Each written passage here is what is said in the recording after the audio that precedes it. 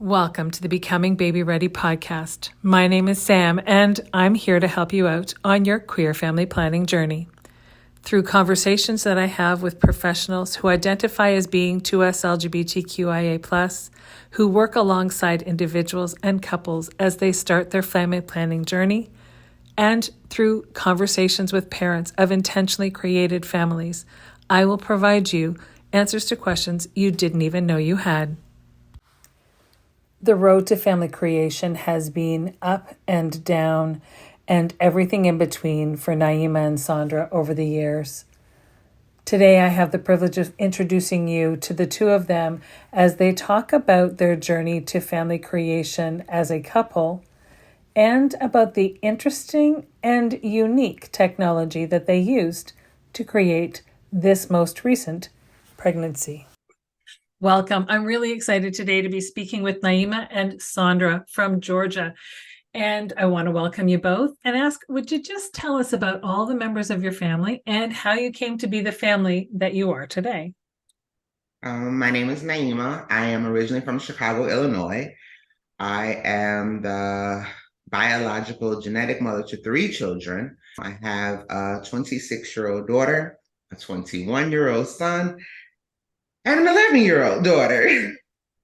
I am currently pregnant with number 4, which is actually Sondra's biological child, her son, her first. So yeah, I'll let you go ahead and go on the other. All right, so I'm Sondra. I'm from Chattanooga, Tennessee. I have one non-biological son from a previous marriage, and he is 7 years old. I don't see him, but that's a whole nother story. And of course, like Naima said, I have my first biological son on the way. Excellent. And you are doing something different than just traditional RIVF.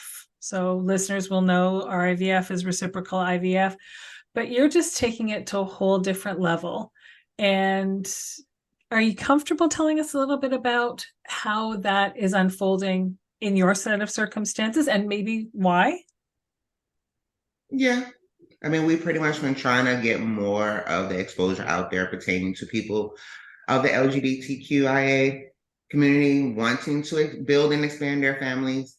Like you say, the way we did our IVF is different. Sondra actually had an emergency hysterectomy last year that, kind of caught us off guard. Yeah. I was middle even trying to carry myself, Right. I did successfully get pregnant, but then I ended up miscarrying because of the fibroids.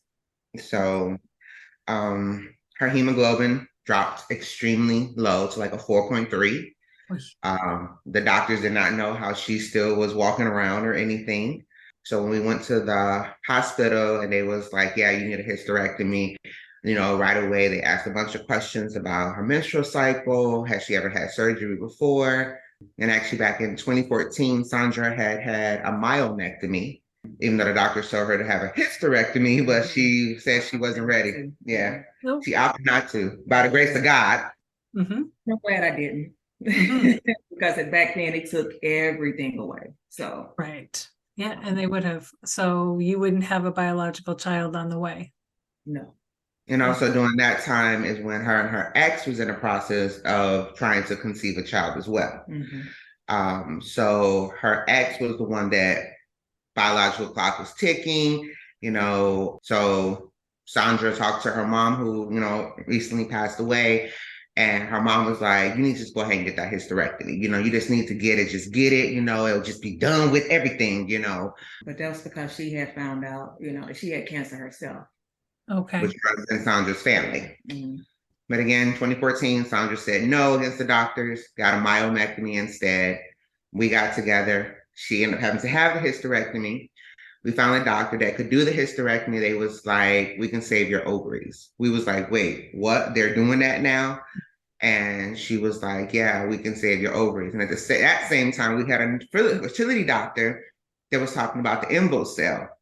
And she was like, as long as they have saved Sondra's ovaries, we can still do the process. So hysterectomy done, egg retrieval, baby.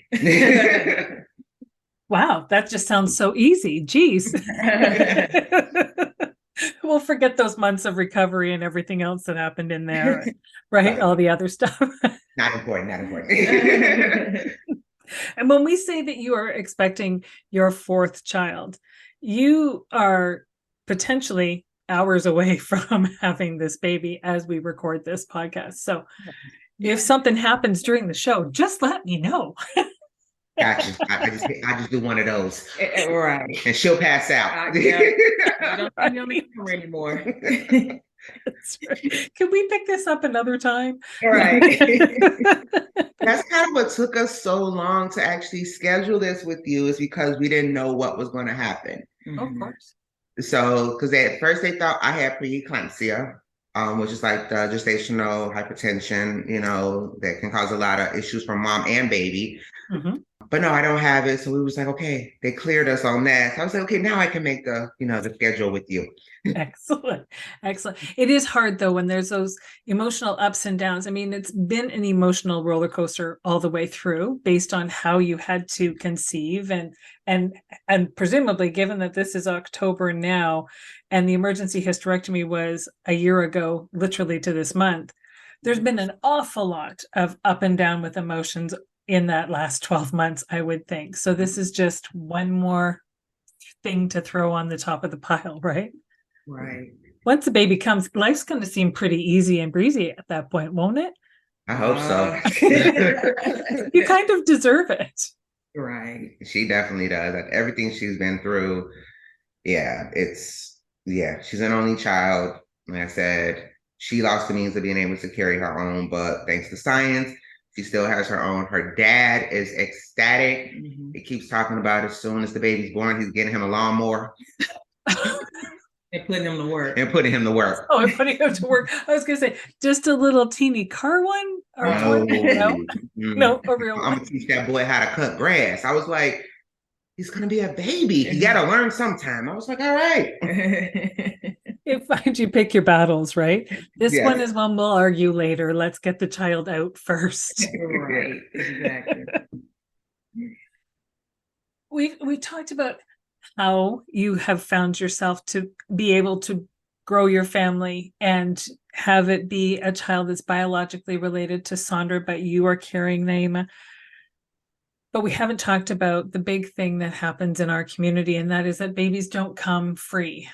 They come with a price tag attached. And it is something that I take very seriously when I'm talking to different people, especially those who are still in the planning phases, because I personally think that a good connection with a certified financial planner that truly understands the community is a great resource for people.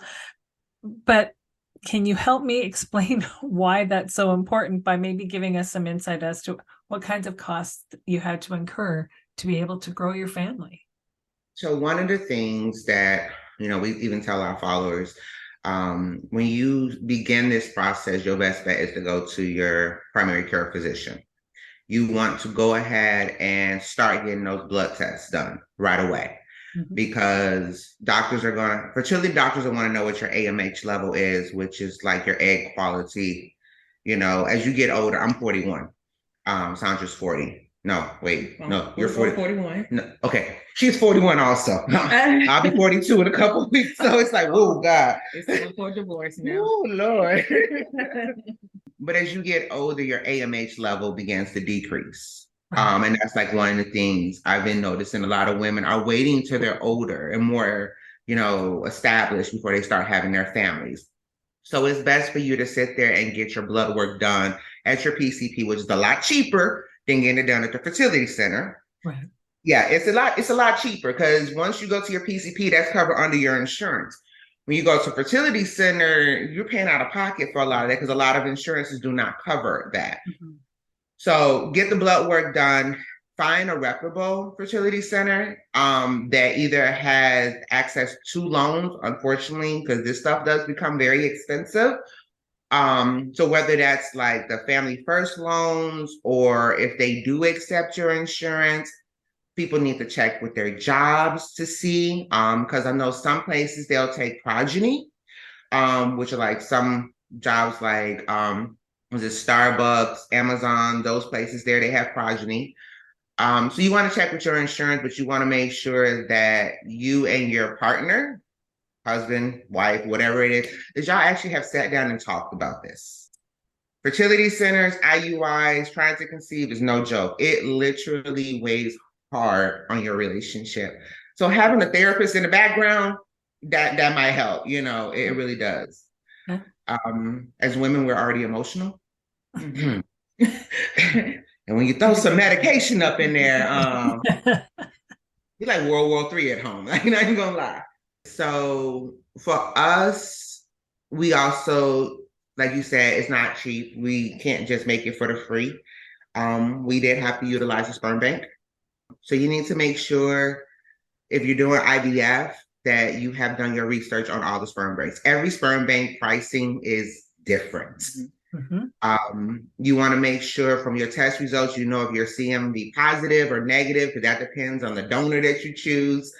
CMV positive, as they say, is kind of part of the herpes family, but it's not really herpes. But yeah, people got to do more research on that one too. But it's really research and knowing what it is that you're getting yourself into and having that financial background ready just in case something happens. You had to do, what was that, ADA at work? Yeah. Because once you start IVF, you're literally going in like 2-3 times a week. So you want to make sure you find a way to let your job know so you don't lose your money. Like if you got to do ADA with work, so therefore you can get that time off so you can go to the appointments but still be able to secure your job. So it's a lot. Yeah, absolutely. Absolutely. And then there's a lot of people, it doesn't work the first time through. So then you're starting all over again the next time.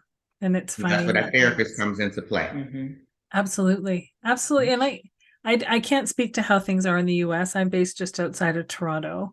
And here, anyone in the LGBT community who is looking at fertility and going through a fertility clinic, that if two people want to have a baby and they need to use the gametes of an outside source, so it could be a heterosexual couple that needs an egg donor or a sperm donor, but it could be someone in the 2S LGBTQIA plus community that needs to have sperm or eggs or what have you.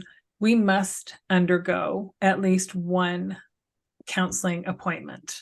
And a lot of people resent that because they say, we know who we are, we know what we're getting into, we know we want to have a family. But I personally think that that's not necessarily always a bad idea to have somebody who's not connected to either one of you just talk about how do you think you might feel through this process, and maybe not having a biological connection to a child or not being the one who birthed the child, but you're genetically connected to them. Like there's all kinds of emotions. I think that therapy doesn't get the value that it deserves through this journey because it is so emotional. But because we're with fertility clinics, we've got access to it in a way that somebody who just happens to get pregnant doesn't even know that they may benefit from. So there is an upside, I guess, to all of it.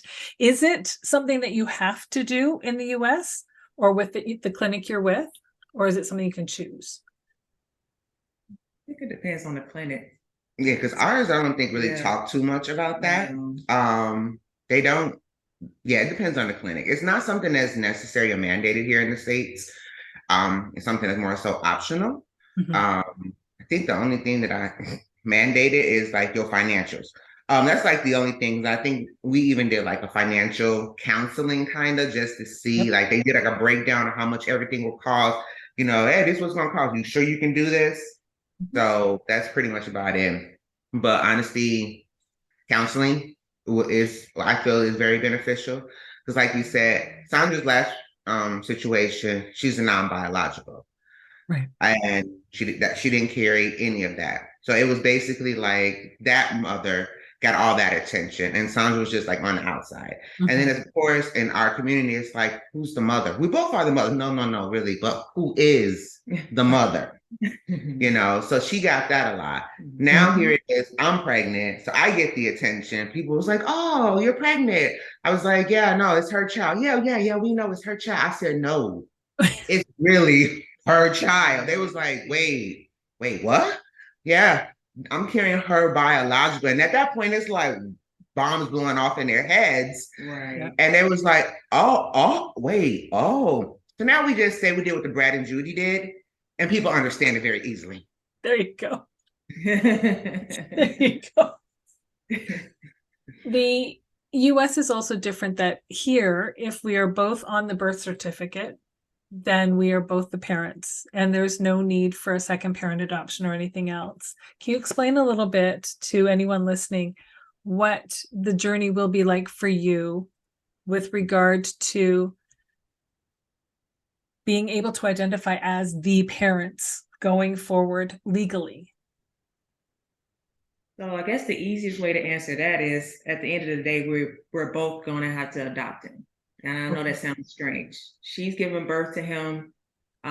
He's my biological son, but because she is the one giving birth, she is presumed the mother. Right. So we both have to adopt.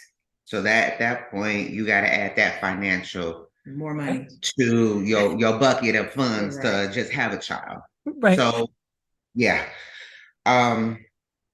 So we reached out to an attorney. So both our names will go on there, which, you know, is awesome, you know, because the Marriage Equality Act that was passed, you know, that's awesome. But again, we still have a long way to go with that, because even though both our names can go on there, it still doesn't automatically give us the same legal rights as like a heterosexual couple. It doesn't, because we both don't share genetic ties to our child. Only one of us does.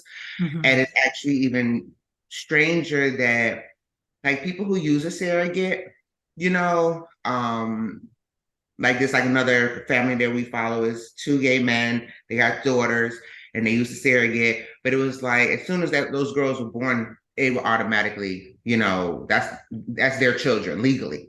Okay. But it was because all that documentation had been done because of a surrogate. The surrogate has relinquished all rights because they're just a carrier. But for us being married, we get the presumption that it's our child on the birth certificate, but legally, like Sondra said, I'm the birth mother, so legally I'm his mother, but I have no genetic ties to him. So we have to actually file an adoption where it would be said that she is his biological mother, and then I'm just the second parent. So that's another $5,000. Yes. Yeah. So congratulations. Right. They didn't have to come here for a home study. Right. That's the other thing. So literally what we're doing is an entire adoption. That's what we're doing. So it's okay. So you have those fertility centers that ask you a bunch of questions about your financials and stuff like that. And then after you've given birth and you're in that bliss and you want to have that adoption, you actually have to go through every step of an adoption. So we got to pay the $250 for a home study. Where someone has to come out to our home, look at our home, look at our financials to make sure that we are okay to have this child. We already paid to have this child, but yeah, we got to pay for that. Then we'll get, yeah. Does that vary, do you know, from state to state, or is that pretty consistent all throughout all of the states? Well, I'm from Chicago, Illinois, so I know it's the same in Chicago as well. Yeah. And like I said, now I'm in the South, and, you know, South is definitely different from Midwest. So, yeah. But the other thing is a lot of attorneys don't actually know how to go about doing LGBT adoption. They really don't know. They're confused because they automatically, the presumption is if you're legally married, that's your child. That's common sense, isn't it? Or it should be. It should be, but like what she's going through with her past situation, her name is on his birth certificate. She has a parenting plan in order to be able to see him through the courts, but her ex refuses to allow her to see him. So when she asked for a second parent adoption, they was like, well, it's a presumed that, you're automatically the parent. You guys went through AI for him, art. So it's fine, but it's two different states. Sondra's in Georgia. Her ex is in Nashville, Tennessee, and her ex literally defies the court order. So when we went out with the police, the first question they ask is, Who's the mother? who's the mother? And But since we Tennessee's don't have an adoption, right. Yeah. And Tennessee's not necessarily known for being particularly forthcoming or understanding of the 2S LGBTQIA plus community. I recognize I'm generalizing, but No. unfortunately, the generalizations happen because situations have happened in the past to sort of indicate that, right? Correct. Right. That is a heartbreaking story, and must make the two of you both so frustrated about what's happened in the past, but also convicted to make sure that as much as you two love each other overwhelmingly now and plan to spend the rest of your lives together, that's why you're married, that's why you're on this path, you're also feeling a little bit probably gun shy and needing to get that paperwork done as soon as possible just to make your hearts settle through all of this, which is not the way anybody wants to go into starting life with a new baby. I mean, it's busy and stressful enough, right? Mm-hmm. Yikes. Cuddle your baby in comfort in Moon Mama underwear, designed to keep you comfy and feel special. Each pair is hand-dyed, making them unique just like the person wearing them.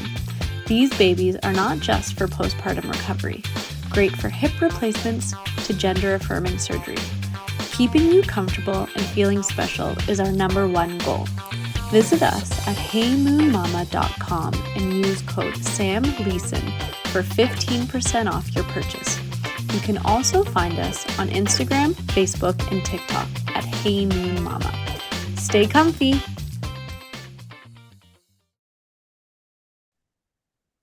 Are there any words of caution that you would share with the 2S LGBTQIA plus community about or as a result of the experiences that you've had so far? You've talked about making sure you get your legal paperwork all in check. Is there anything else, any other cautions that you would offer the listeners? For me, that's the biggest one. That would be your biggest one. My biggest one, because what I was told was, we're going to be together. We don't need that. It's just them wanting additional money. I'm like, yeah, that's true. We're not going to have that issue. I'm not going to do that to you.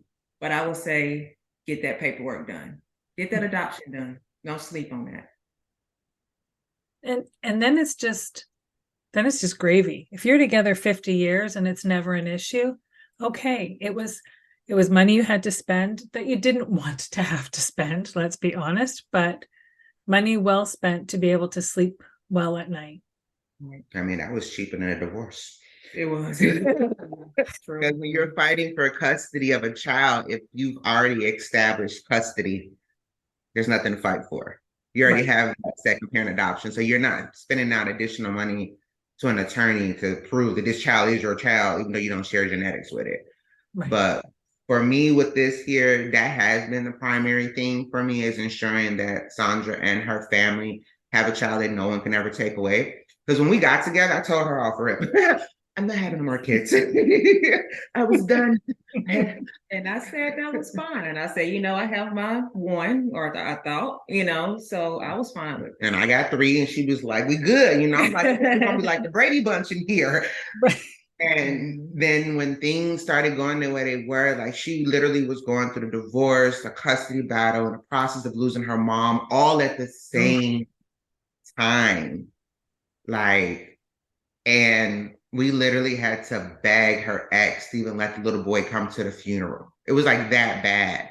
Like, how do you spend 16 years with somebody and you treat their family like this? Mm-hmm. So seeing Sondra broken the way she was, and then seeing her dad, and we had told her mom before her mom passed, that we was gonna give, their family a grandchild. Sondra never had the desire to carry, but she knew that was the only way she was going to have one at that time that was cheaper, a lot cheaper through IUI versus IVF. But, things happen for a reason. because before I actually got pregnant, that May of 2022, I had a perforated ulcer. So I had to have an emergency surgery myself. Wow. That almost took me out. Like, that was like shocking. So that was me in May. And then October of 2022 is when she had her hysterectomy. So it was like back to back. But for me, it was like the universe lining up the cards of how things needed to go for us to be able to bring him in. Because we did our transfer of him the day after her mom's birthday. Oh. And that was like a whole week in advance from what it was supposed to have been originally. So everything went the way it needed to. Things happen in life the way it's supposed to, to get you where you need to. You may not know why, but you just gotta sometimes trust the process. To anyone listening, like I say, your mental health is the most important thing. Don't sit there and try to break the bank, rob Peter to pay Paul in the process of trying to conceive a child. Because if you got to do all that to just conceive the child, how are you going to be able to take care of the child? Right, exactly. And ensuring that you do have some support. Unfortunately, what we've realized is that we have more strangers that are more supportive than we do have family members. But just knowing who your circle is, that really helps. But again, that's your mental health, you know. So yeah. That makes perfect sense. Absolutely. As you are navigating this process, have there been times when you've been made to feel that you are the other as being part of the 2S LGBTQIA plus community and wanting to grow your family? Not for this one. Good. I've done my best to ensure you're included. Yeah, she always makes sure that I'm included. So I don't really have that issue. That's amazing to hear. And a lot of people say that they don't. And then other people say that they feel like from the moment they decided they wanted to grow their family, they were misgendered, or the forms were wrong, or they were misaddressed, or called the friend, or all the way through, that they noticed it to a certain extent. And I long for the day where everybody answers, no, we were just treated like people. When you say that, like, they're still behind here when it comes to the paperwork, the forms. Like, I'm listed currently as father. I still I still kind of feel some way about that, but I correct them. I correct them hard. So when it came to doing the documentation for the OB, it was like mother, father. I was like, we don't have a pappy over here. So am I putting the sperm donor down, or am I putting my wife? They was like, huh? I was like, yeah, I'm homosexual, so therefore the daddy don't. So I just need. They was like, oh, just go ahead and put your wife. Oh, okay. So I don't have to put the sperm donor. They was like, no, just put your wife. I said, oh, okay. Just want to make sure. So every time I go up in there, they know to speak to me and they know to speak to her, because if not, ain't no pappy over here.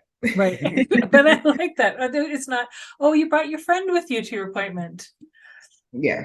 No, they know better. Like, I have to actually get on some of the doctors, because I've learned they don't read your medical chart before they come to the room to see you. So when we start talking about the process, or they start asking questions about, genetics, I was like, you got to ask her. They was like, no, mom, we're asking you. I said, yeah, I understand that, but this is her genetics. And they be like, what? You didn't read the chart? Right. Yeah. Yeah. It's pretty straightforward. Like, oh, donor sperm, eggs from wife, you're the care. Okay, now I got it. I'm like, yeah, I'm gonna need you to read my chart next time. Yeah. And that just feels more like laziness than them intentionally being rude. It only takes a minute to take a quick glance at a chart, read the top couple of lines. It's really probably the most important information that you need. It's going to be right up there at the top, right? Exactly. Yeah. Are there any parts of the process that we haven't talked about that you really feel that people need to know more about, so that they are fully aware and prepared to dive into a journey like this? I think that's it. Like I said, research. Yeah. It's all about research. It was the abundance of different medications. I didn't realize there were so many that you have to take. Mhm. I know that I had one that I had to take, and I pre-warned my coworkers like, hey, I'm gonna be on this medication. So if I'm acting a little different, I'm sorry, I might be to myself, That was Clomid, right? I can't remember which one it was. Because I know you was on one, and then they had me on that 3 times a day estrogen pill. Ooh. And then we have an 11-year-old daughter who just started her cycle. Oh, geez, the hormones in your house. A lot of hormones in this house. So Yeah, it was rough that week. Yeah. The older kids are just like, no, really, we're good. We'll look after ourselves. We'll talk to you guys later. Bye. Right. Right. Yeah. But yeah, you need to communicate. Like that is key. For us, like you stated earlier, we use the INVOcell. I love that thing. I do. I didn't like the feeling at first. That's different. Yeah, fair. But for us with the INVOcell, it allows Sondra to actually carry the embryos within her for 5 days. So I can say that when he gets here, I can be like, I carried you for 5 days. So that literally made her truly part of the process. So that's like one of the things when it comes to reciprocal IVF that I loved about the INVOcell, that it's one of those things that both partners actually have a true piece in it. Right. Like they extracted the eggs from her, fertilizer, and put them inside. I wish we could find it. I'm mad we can't find it right now. But then put it inside of her. It was uncomfortable. She thought it was gonna fall out. That's the way it felt. Oh, I'm sure. Especially after hysterectomy. Yeah, it's like but she was able to carry it, but that also helped reduce the cost of IVF by utilizing the INVOcell. Because there was no tech literally watching the embryos develop into blastocysts every single day, every single hour. INVOcell just allowed the body to do it the natural way, more or less. So they think they retrieved 24 eggs from her, fertilized 17, and we ended up with 8. But she did all that inside. So after 5 days, they took the INVOcell out, checked the embryos, and we ended up with 8 really good ones. And I think the cost, I say for the INVOcell and the meds for both of us, I would give people to say just have about between, well, no, let me change that. INVOcell, sperm, right. Meds. Yeah, you forgot about the sperm. Yeah, I forgot about the sperm. Unless they're not paying for sperm. Unless they're not paying for sperm, but if they are utilizing the sperm bank, I would say, well, we did about 15,000. Okay. Yeah, It's not a small number, but it's actually smaller than I expected you were going to say. Yeah, for doing INVOcell as a reciprocal, because the bulk of it was on Sondra's side, because she had more monitoring with the ultrasounds, because they were extracting eggs from her, doing the egg retrieval on her. For me, it was like I had monitoring ultrasounds, but it was just the transfer of the embryos into me. So that's actually a lot cheaper for the person that's just carrying. But I think that was about maybe 10,000. I'm actually going on the higher end on that, to be honest with you, because it actually wasn't that much. That's not what we paid, but I just give like a ballpark figure for people. Every location is different. Sure. And then, like I said, the sperm, depending on where you go, it could range from about 5 to 1,000, 500 to 1,000. So, and you only need that one vial because you get multiple embryos done. So you don't have to do it like people do with IUI, having to buy multiples. Right. And then the meds, yeah.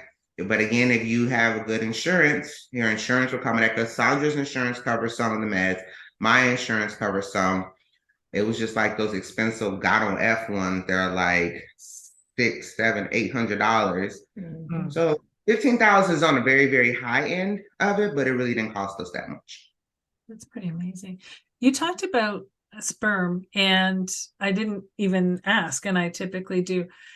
It's a conversation. It always has to be a conversation when you're in a relationship in the 2S LGBTQIA plus community. Are you comfortable saying whether you used a known donor or an anonymous donor? What is he? You chose a known donor. Yeah, he is known. We did not. It wasn't intentional. Oh. It was not intentional, but it was like we went through a lot of different channels. Like we literally tried IUI like 4 times with me, twice, 2 or 3 times with Sondra. And it was like we kept trying. We had like 2 favorite donors.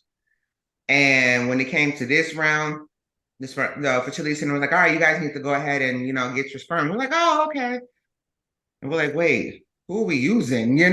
Wait, what are we doing? So she was up every night till like 2, 3 o'clock in the morning. And then she finally found a donor and she sent it over to me. I was like, he's a known donor, right? And she was like, no, he's not. And I said, oh, okay. Oh, okay. He is, but okay, And it was ironic that when I had made her call to place the order for him. And the sperm bank was like, you do know your other donor that you used before is available. But when we looked, that donor was not available. Oh. So we was like, ooh, do we want to keep using the one that we've been using for years, but never, conceived with? And I was like, go big or go home. And she's like, no, I'm going to change it. I'm going to change it. I'm going to change it. So she changed it. And I was like, babe, he's a known donor, right? She's like, no, he's not. I didn't choose a known donor. And then one night she's like, babe, he's a known donor. I was like, really? Is he? Okay. So, yeah. But our youngest, the 11-year-old, she was with IUI home insemination. And her donor is anonymous from a different sperm bank. So, yeah. So we got IUI home insemination utilized for a sperm bank. And now we have IVF with this one. So. Well, you guys are kind of experts on the whole spectrum of options, right? Yeah, I got a lot of people in my inbox. I have a lot. Like I got back in the day when the sperm was like $249 a vial. Right. Compared to now being $800 for that same vial. Yeah. Yeah. Yeah.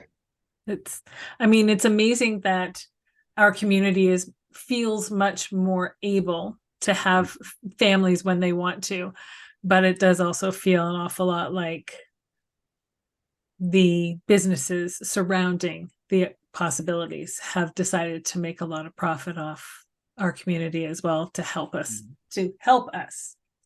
start and grow our families through parenting, right? Very true. And we're at their mercy. We don't really have a choice. We need some help. Yeah, because people who utilize actual known donors that are like someone they know or someone they found from a Facebook group. That actually comes off more expensive. It comes off more expensive. You don't necessarily know if these people have really gotten tested. Then on top of it, you have connected yourself with this person on a personal level because they can see your Facebook page. You've met up with them. They have to relinquish their rights after the child is born. Yeah. And people don't realize that. They think that if they get a piece of paper that's notarized and says that John Doe is going to relinquish his rights, that's it. That's not how it works. And I try to explain that to a lot of people, but they do what they want, and that's fine. But you can't actually relinquish a male's rights until after the child is born, especially if you know who they are, which is why I actually have seen where women have went after these random dudes that they met for child support, and they're allowed to get it because you still got rights to this child, So that's another thing, is knowing your options. Don't just go the cheap route of going through a Facebook group. At least go to some place that's reputable, because God forbid your child comes out with a genetic disorder, you can at least go to the sperm bank and be like, hey, I got this from you guys. This is what's going on with my child. Can you check to see if there's any other people that's having this issue? Yeah. So That's amazing. It's fantastic advice, because I think that you're right. All too often, because it is something that is has the potential to have a pretty hefty price tag attached to it, we're inclined to want to do things the less expensive way, like buying no name cereal, but it's not no name, right? Right. That's the problem. A knockoff is always going to be a knockoff, and you need to take that into consideration for sure. For sure.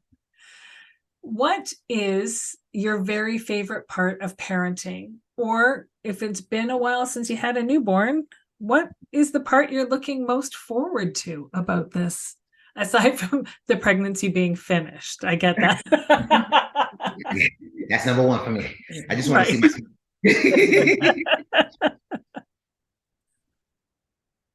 I think for me, it's the little snuggles, baby smiles.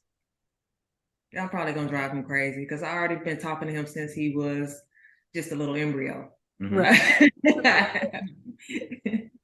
For me, Sondra missed out on a lot on her previous experience and journey she had. So like I actually have told the hospital, like that golden hour, I want, the skin to skin, but I also want her to experience that as well. Yeah. So, because she didn't get that before, so it's one of those, like, yes, I'm giving birth to him. I done went through all this here, and her whole thing is like, well, babe, you need to do this for girl. I'm okay. I done did it 3 times. It's all you, girl. This is all you. So we literally have went and got like the little pajama top for her and everything, so she can actually do the skin to skin with him. So for me, the biggest thing is actually being able to see her enjoy those firsts as a mom, even though she didn't carry him. Yeah. So that's like my biggest thing, like to see the joy and the fulfillment for her and her dad when it comes to having him. Don't sit here starting to cry. Calm down. I know. I'm excited for this. I can't wait to keep following everything as it's unfolding, because it's been very exciting on your page recently on Instagram. And you're on Instagram and TikTok. Would you please let listeners know where they can watch and they can find out more about what's going on with your family and hear all of the excitement as it unfolds? So Instagram and TikTok, it is 2moms, TikTok, whatever. It's 2moms1oven. So it's the number 2 moms and number 1 oven, because we are 2 moms utilizing one oven that turned into everybody else's oven but mine. But yeah, we try to be raw, unedited, answer questions. We go live. We actually have had the fertility center nurse come on live with us and answer people's questions. Yeah, so that was like pretty fun to do that one. But yeah, it's 2moms1oven. Cool. Excellent. Thank you both so much for taking the time to chat with me today and for sharing your life experience with the listeners so that they have something to learn from and grow from. Thank you for joining me today on the Becoming Baby Ready podcast. If you have a story that you'd like to share, or you know someone who might, if you're a professional who works in the capacity of helping people start and grow their families, and you identify as being a part of the 2S LGBTQIA+ community yourself, then please don't hesitate to reach out. We always have room for more stories to share, and there's always more learning to do.